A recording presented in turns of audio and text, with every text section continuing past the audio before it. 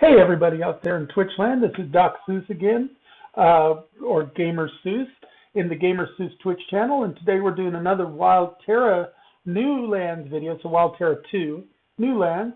This time I'm going to check out one of the mysterious hideouts, and what I'm going to do is I'm going to do it on casual.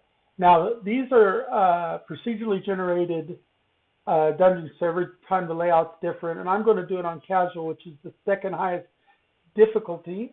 So I'm going to show you how to do it. Now, I may or may not have a hard time with the end boss, but I do have a bear pet now, so I should do a little bit better than I have been. And my sword skill has gone up a couple of points since the last time I've done a mysterious hideout. And I've done them on casual before. I've actually even done them on normal occasionally, but we're going to do this on casual to make sure I can get all the way through it.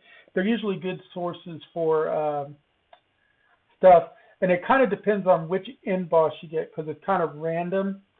There's end boss could be like the Mad Necromancer, which is the one you want to get, but it could also be like the Dwarven Lieutenant, and he's tough. So we'll go in and see. Let me switch to my Wild Terra screen from this title screen here. And when you're in the game, if you see here this little trap door, they appear randomly throughout the world. These are the mysterious hideouts. As soon as somebody goes in, that door disappears. So you can't get back out again. You can't go out and in like you can with some of the stationary dungeons. This is like a random, like an event in the game. And the map is procedurally drawn. So it's a different map every time, different boss every time. There's short ones, there's long ones. There's generally some okay loot. So we're going to go in and do that. Now, if you hear another voice on the stream, that's my Hello. sister. That's Storm. She says hi. She's part of my guild, so I often have her in streams with me, and she will sometimes comment on things too, but not a whole lot. But we'll get into discussions. We sometimes might even forget you guys are here. So, but we're going to jump in right now. Now, each of these are solo, so it's something you can't do in a group. Some of the dungeons in the game are group dungeons, and you can go in as a group, like the Bloody Bear, which is the last video I did. You can do the Bloody Bear, and it's recommended you do the Bloody Bear with a group of people. But I did it solo at the easiest difficulty. But that one is set to be a group one, so I wanted to do the easiest just to make sure I could survive. And I still died on the bear. But my pet managed to kill the bear so I could run back afterwards. But the mysterious hideouts use the same rules as those other dungeons in that if you die in the dungeon, you come back to the beginning of the dungeon. All the stuff you've cleared so far stays cleared. You usually run out of 2 or 3 of your food satiaties and you have to eat some food, but you don't drop any of your equipment or anything. So that's a good thing. And so you can keep trying until basically your equipment gets so messed up that it's not helping you anymore because it's lost so much durability. And since you can't leave a mysterious hideout to go repair, this is like one shot. So you also kind of have to manage your inventory for what you take out and what you drop because sometimes you got to leave stuff behind in order to bring the more valuable stuff out. So we're going to go in right now. And it's asking us what level. We're going to do casual. Like I said, I have done it on normal, but we're going to go casual, which runs at level 11 to level 26. My swords is 27, so I'm slightly better than the boss here, but that's okay because if I get the Dwarven Lieutenant, he's an elite boss, and he can still beat me up. So we're going to go casual. And because the map is different every time, as you can see the little mini map up here, and I will zoom in so you can see things. Because the map is different every time, I like to follow this left-hand wall all the way around, or sometimes I'll follow the right, but I'm going to follow the left-hand wall this time around. And you can see my quest logs here. I do have a quest, Master of the Dead, says kill the Mad Necromancer. I have no way of knowing if the Mad Necromancer will be in this dungeon, though. There is one place in the game that you can get the Mad Necromancer guaranteed, which is over in the cemetery, but we're not doing that. I do have my bow as my secondary weapon, and as you can see under my weapon skills, my bow is at 24, so I'm doing pretty good, and I'm using bronze-tipped arrows, which are going to do pretty decent damage. As a tertiary weapon, if I absolutely need it, I have a wonder tool, which counts as a blunt weapon, and that's 21. So I've got pretty decent stats in my bear to do things. We're going to start off by killing this plague rat, and I'm going to do my ideal stance so I get a better rate of fire. Then I'm going to shoot him in the eye, and then shoot him one more time. Now you notice he was going like really slow. That's a side effect of my bow. I've got a Dark Knight 2 bow, and one of the things that can sometimes proc is a slow effect. Then of course you saw I skinned him. You skin the rats to get infected rawhide, and sometimes you'll get rat tails. And those you basically sell to the junk dealer. Now, one of the cave spiders is after me now, and I'm going to use my melee weapon on them. Got to watch them because they're poisonous. But you can skin them, and when you skin them, you got a couple of good things you can get, because you can get glue, you can get chitin or chitin. It can be pronounced either way. Chitin is actually the literal way to pronounce it. But you can get chitin, you can get glue, and sometimes, if you're really lucky, when you skin insects, you will get silk. Silk is probably the best thing that they drop, but I didn't get any silk. I did get some glue, though, so that's pretty good. And I like glue because I'm a leather worker. From you seen, I did the leather worker video, and glue lets you make the hardened leather, which is one of the stages in leather. Now, we do have a level 19 infected bat, so we're going to go ahead and hit it with ideal stance, shot in the eye, and then a couple of shots and kill him real easy with the bow.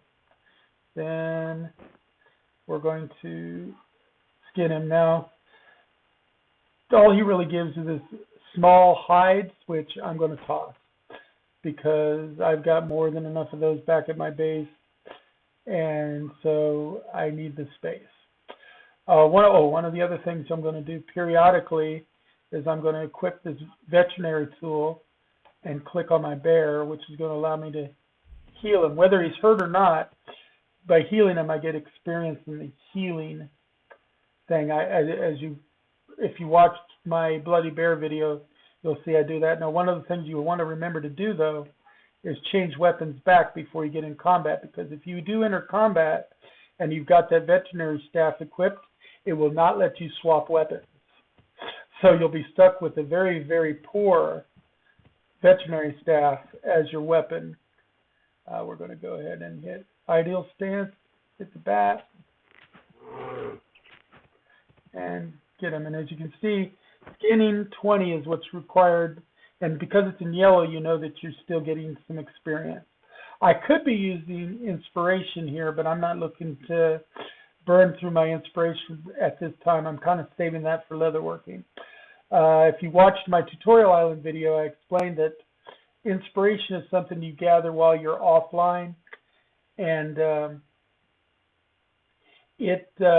when you accumulate it, you can accumulate up to 50,000 inspiration, and then when you're doing those things that are important to you for your particular build, you could turn on inspiration, and every time that you succeed, instead of getting regular experience, you'll get triple experience, and they'll take the extra out of your inspiration pool.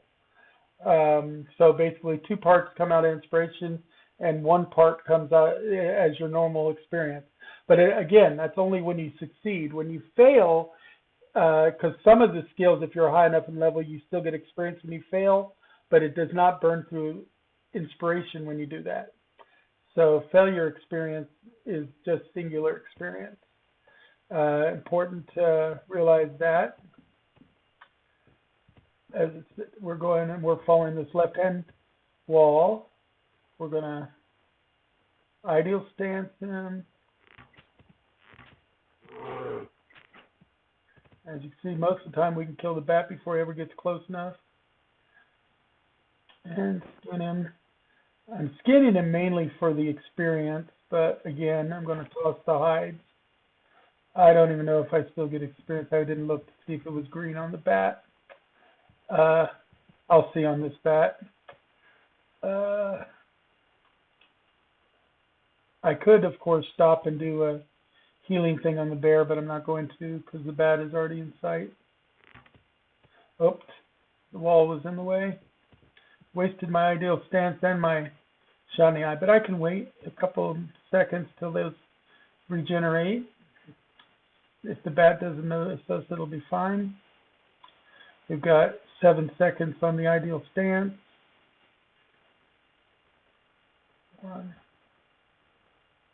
Click on the ideal stance. Shot in the eye on the bat. And there we go. And it looks like skinning is high enough on the infected bat. The bear is kind of blocking it, so I can't see what the actual skinning number is because the bear's label is over at 20. And my skinning, as you could probably see, is 20. Since I'm equal, I'll still get experience for skinning the bat. Once I'm 5 levels, I think it is over it. I no longer get experience, or is it the other way around? Is it 5 under and 20 over? No, I think it's 5 over. I'm not absolutely sure on that one, but we're going to go this way, and we're going to turn back to the bow, ideal stance. And he moved just as I went to shoot him. That's okay, I'm just going to shoot him.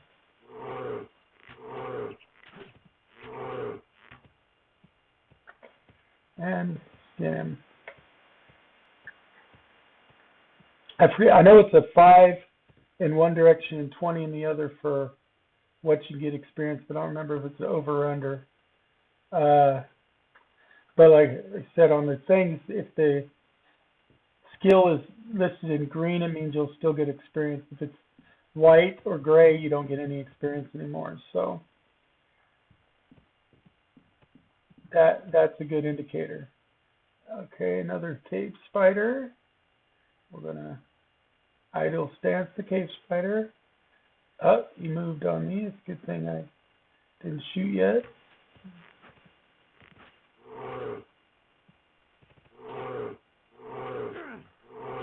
As you can see, I slip on my shield as quick as I can too, because I want to get light shield experience, because that's important as well. And again, I skinned the spider because of the chitin.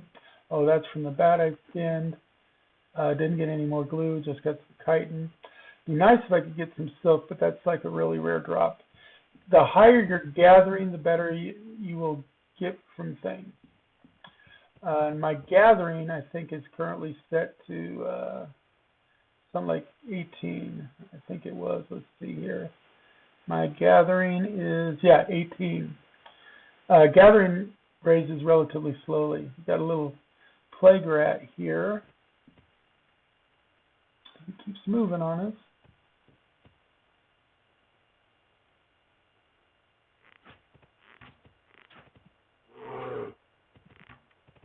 And he died.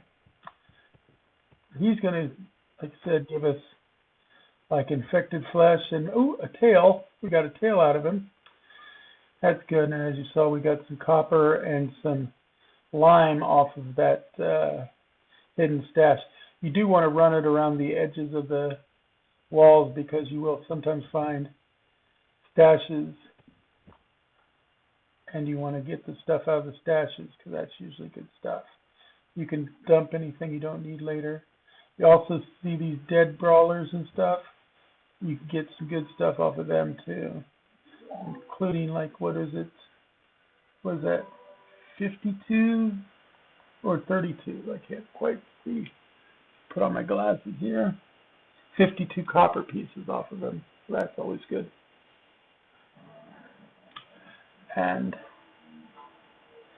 we can actually zoom in a little bit so you guys can see a little bit better. But I had it kind of zoomed out so that I could target stuff. I'm making sure that nothing's around. Okay, now there's a blocked barricade there, but that's going to let that bat in right away. So I want to make sure. Let's go ahead and do a heal on the bear, just for the healing experience, because he's not really hurt, but it helps get us the experience. And then I'm going to use my wonder tool to break that barrier down. And that bat is going to come attack us like right away.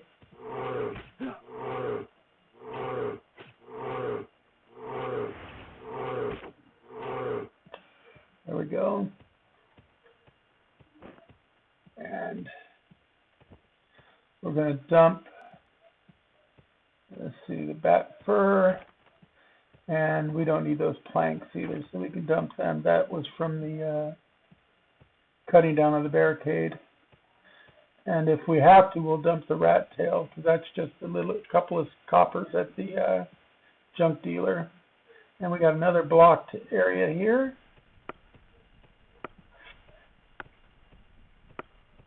But it's lumberjack 30, and so it's going to keep increasing my lumberjack skill too.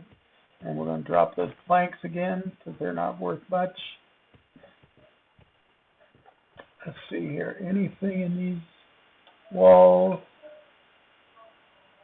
Nope, unless thing 1 is blocking it. I named my animals thing 1 and thing 2 from a Dr. Seuss theme. Okay. We're going to go up here and check these bats. So let's go to the ideal stance.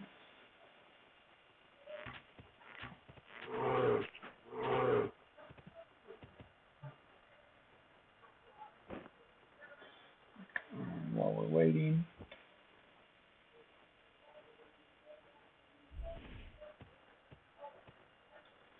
I'm still waiting for ideal stance to regen.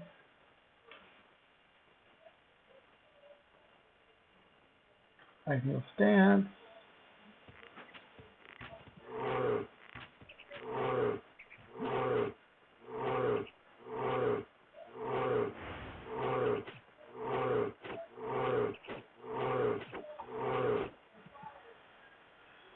That one was a little bit tougher than his compatriot. And here we go. We're going to dump that again. And as you can see, I'm hurt a little bit. My bear's not really hurt, but while I'm waiting for myself to recover, I'll go ahead and gain a few points on my healing by using my healing ability with my veterinary staff a couple of times.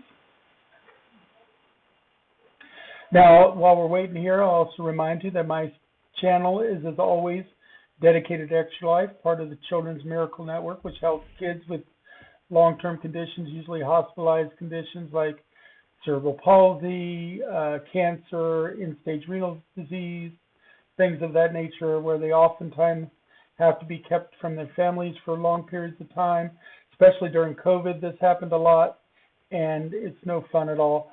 But Extra Life is by gamers and streamers, basically to help these kids out and get them board games, card games, puzzles, helps them with medical equipment, research, and 100% of the money goes to the kids. Nothing goes to administrative costs. That's covered in a whole different fund, so everything goes directly there. The way I do it with my channel is half of everything I make, rounded up, right off the top, goes to Extra Life. So I get a payout whenever I make $100 in affiliate from subscriptions on stuff on Twitch. So 50% of that goes directly to them, rounded up, and the rest just goes to pay for like software registration. If I get a broken microphone or things, I actually end up spending more out of my pocket than I make on the game or the streams. Just to let you know. So really, the only one that makes anything off of this, for the most part, is Extra Life. And so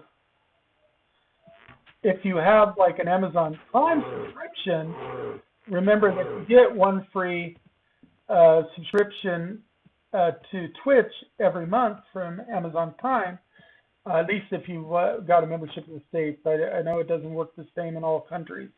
But if you're in the U.S. and you have an Amazon Prime subscription, you get one free sub to Twitch a month, and that gives me $2.50, which means in essence, at no cost to you, you're giving $1.25 to Extra Life through me. So if you subscribe, that's one way to give without it costing anything out of pocket for you. So,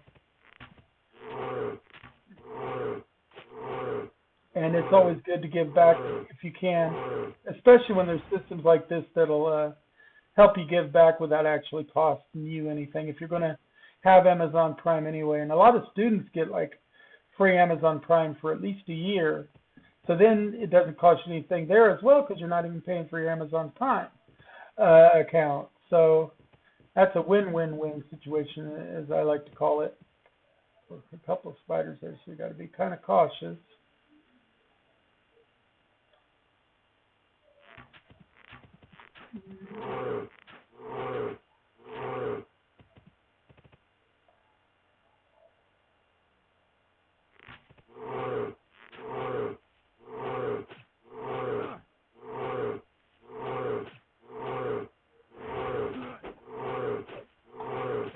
Got it. But anyway, that's the biggest plug I'll do. I mean, I might do it again before the end of the stream, but I try not to drone on about it. I just figured while I was sitting there waiting, I'd point that out to you. I also stream like this whenever I feel like it for the games, but I also have a regular show every Tuesday from 8 p.m. to 10 p.m.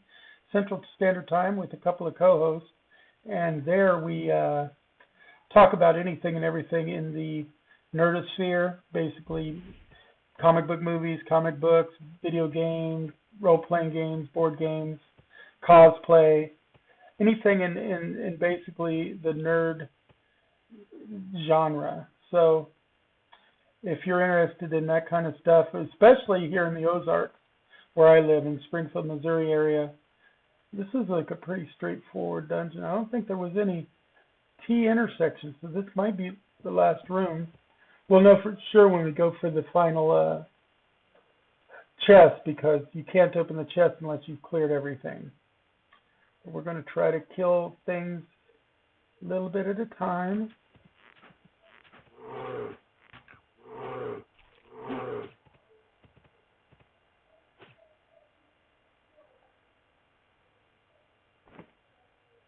Let's see. What's the big boss this time around? Did we see him? Let me see. I'll put this on so I've got a little bit more light. And the big boss here somewhere. Oh, there it is. That's level something elite. That's not the boss, but we'll get him.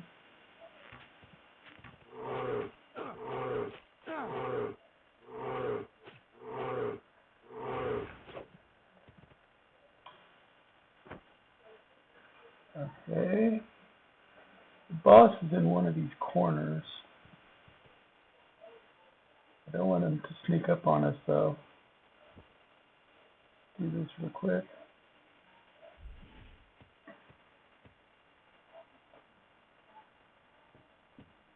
There he is. Level 15 elite. And it's the... let's see, what's his name there? He's the swordsman. Cultist swordsman. Looks like is the boss this time around. He's only a level 15 elite, so we should be able to beat him. I'm full up, so let's go ahead and try here.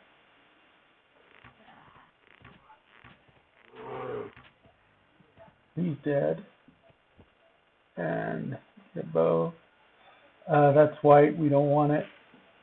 Get the coin. Didn't even look at how much coin it was. There's the end chest. Make sure there's nothing else around the edges. See if we can get the chest. Nope, there's still something in the dungeon we missed. There must have been a turn somewhere there. So let's go back around, keep following the wall so we don't miss anything. That's why I always follow the walls. Usually when I get to the end room, I remember that there was some turns, and I just don't even go into the end room until I figure it out. That sparkle there is where I dropped stuff. Oh, yep, here's an area we didn't get.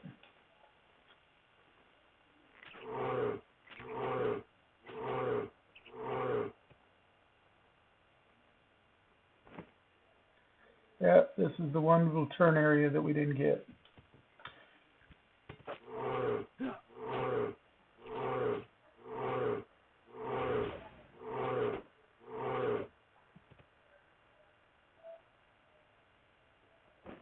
And we're gonna, before we go after that other bat, we're gonna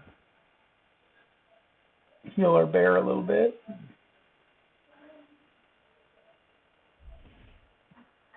And wait for our health to get up to 100.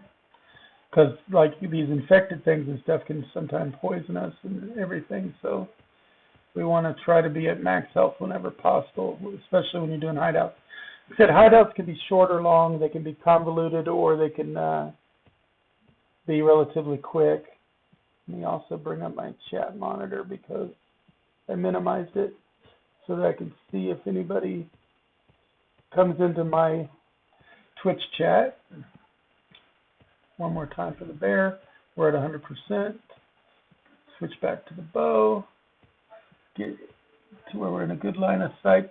That I think I can hit it.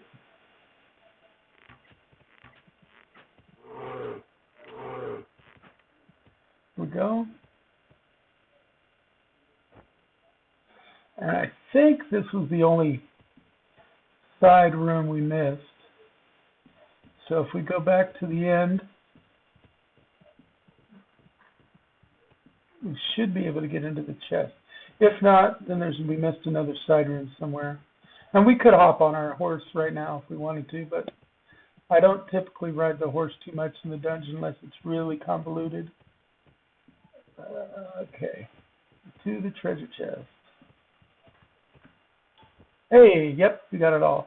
So what did we get here? We got 6 iron blooms, 20 iron ore, we got a frag bomb, we got 11 medium rawhide, we got 10 bronze ingots, we got 3 food salt, and we got, 4 silver, 30 copper, the end chest.